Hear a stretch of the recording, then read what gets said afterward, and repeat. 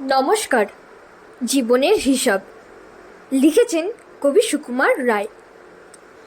বিদ্যে বোঝাই বাবু মশাই, চড়ি শখের বটে।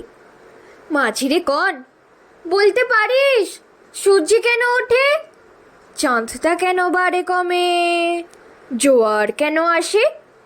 বৃদ্ধ মাঝি অবাক হয়ে ফ্যালফ্যালিয়ে হাসে।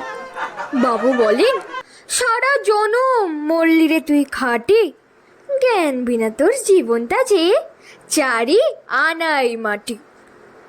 খানিক বাদে কহেন বাবু, বলতো দেখি ভেবে, নদীর ধারা কেমনে আসে পাহাড় হতে নেমে?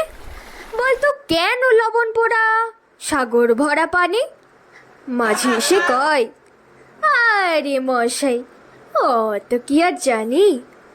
বাবু বলেন, এ বয়সে জানিস নেও তাকে, জীবনটা তোর নেহাত খেলো অষ্ট আনাই ফাঁকি।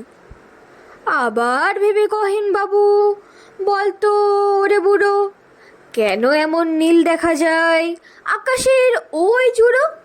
বল দেখে সূর্য চাঁদের গ্রহণ লাগে কেন? বৃদ্ধ বলে, আমায় কেন লজ্জা দিচ্ছেন হেন?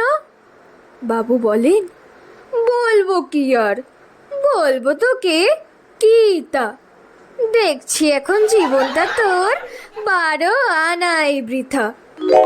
খানিক বাদে ঝড় উঠেছে, ঢেউ উঠেছে ফুলে। বাবু দেখেন নৌকাখানি ডুবলো বুঝি ডুলে।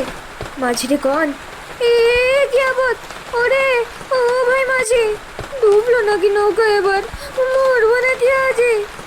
মাঝি শোধায়, সাঁতার জানো? মাথা নড়েন বাবু।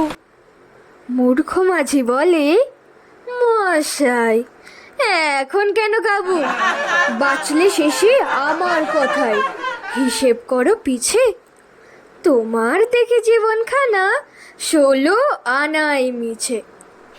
নমস্কার।